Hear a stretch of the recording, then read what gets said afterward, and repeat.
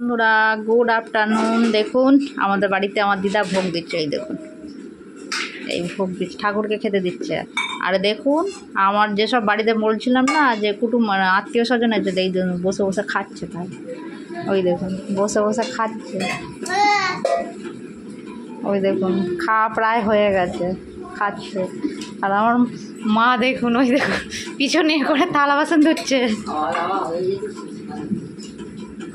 ওই দেখুন বাবা, দেখেছেন আমার ছোটো বঞ্জিটা আবার দাঁত বার করে করে করে খাচ্ছে। এই দেখুন ওইটা দেখুন বড় বঞ্জিটা আবার করে খাচ্ছে। আজকের কী রান্না আছে ওকে। হ্যাঁ বন্ধুরা গুড আফটারনুন। দেখুন আজকের আমাদের দুপুরে মেনু কী হয়েছে। ব্যাপারটা হচ্ছে জানেন বন্ধুরা, আমার বাড়ির লোকের সবার খাই গেছে, আমি লাস্টে খেতে বসে ভাত নিয়ে এসেছি। গিলে মাঠের তরকারি হয়েছে আজকের রবিবার, গিলে মাঠের তরকারি,